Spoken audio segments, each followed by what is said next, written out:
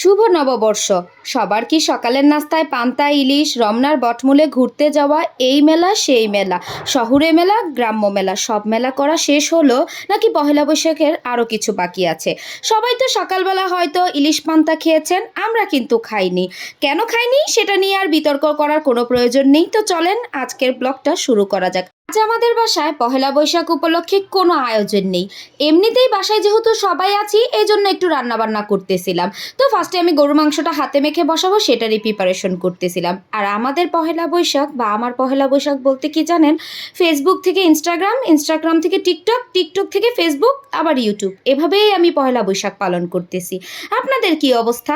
আপনারা তো বেশ ভালোই কাটাচ্ছেন, দেখা যাচ্ছে ইউটিউব ফেসবুক একদম ছড়াছড়ি পহেলা বৈশাখে। আমার পহেলা বৈশাখ আপনাদের সবাইকে দেখে আমি খুশি। আর সাথে সাথে ফেসবুক ইউটিউব এগুলা ঘাটার পরে বাসায় রান্নাবান্না করে আমি তো অনেক ক্লান্ত। আমার পহেলা বৈশাখ এভাবেই শেষ হয়ে গেল।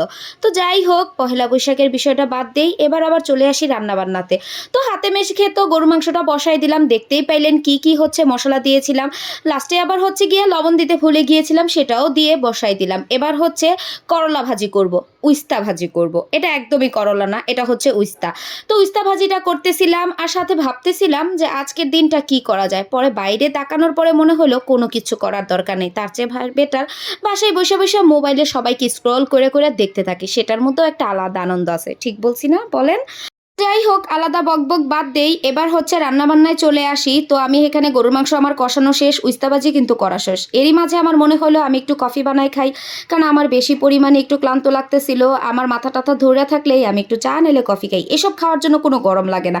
আমি কিন্তু একদম ঘেমে গোসল করে ফেলছি, কিন্তু তারপরও আমার চা খাইলে কফি খেলে অনেক শান্তি লাগে। এরপরে গরু মাংস কষানো শেষ, এবার আলু দেওয়ার পালা, কারণ আজকে গরু মাংসটা একদম আলু ঝোল করে রান্না করব।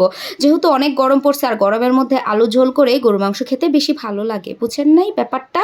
তারপর কি, এই তো আমি আমার নিজেকে একটু দেখাচ্ছিলাম, দেখেন আমার কি সুন্দর চাঁদমুখ চেহারাটা, একদম ঘাইমা টেমা একাকার হয়ে গেছে। তো পিছন থেকে আমার জামাই সাহেব এসে বলতেছিল যে কোনো কিছুতে হেল্প করা লাগবে কিনা। তো আমি বললাম ঠিক আছে, হেল্প যেহেতু করতেই চান, একটু সালাদটাই কেটে দেন, অন্ততপক্ষে সেই কাজটা তো আমার কইমা যাবে। ভাই, যত কাজ কমানো যায় ততই ভালো। ওফ, আমি তো টায়ার্ড হয়ে গিয়েছি, মেয়ে তো থাকবেই পুরা। তারপর কি, আমি নিজেরও একটু হচ্ছে ঘাম মুছা ফালাইতেছিলাম, তরকারির মধ্যে না, সাইডে ফালাইছি, বুঝছেন? কেউ আবার এখানে কোনো কমেন্টস করবেন না যে তরকারির মধ্যে কি ঘাম ফালাই দিলেন, এতই আবার হচ্ছে গিয়ে আমি নোংরা না, বুঝছেন নাই? তারপরে গরু মাংসের মধ্যে পানি দিলাম সিদ্ধ হওয়ার জন্য। এরপরে জামাই সাহেব হচ্ছে গিয়ে ওই তো শশা কাটতেছিল, বেড়ারে কইছিলাম একটু শশা কাটতে, বেড়া আবার তরমুজও কাটছে, তো তরমুজও একটু খাইলাম, কাটছে ব্যাপার না, গলাটা শুকায় গেছে, একটু সেটাও ঠান্ডা করে নিলাম খাইয়া দেয়া। এই যে সুন্দর করে সালাডটা কাইটা নিছে একদম সব কিছু কুচি কুচি করে, আর আমার গরুর মাংস রান্না কমপ্লিট। এই যে আমি দেখাই দিচ্ছি, এর মধ্যে আমি হচ্ছে ভাজা জিরার গুঁড়া যে থাকে না, সেটা দিয়ে দিলাম। তো সেটা হচ্ছে দিয়ে, কারণ গরুর মাংসের মধ্যে ভাজা জিরার গুঁড়া একটু বেশি করে দিলে খেতে বেশি ভালো লাগে, যদি সেটা আলু দিয়ে রান্না হয়।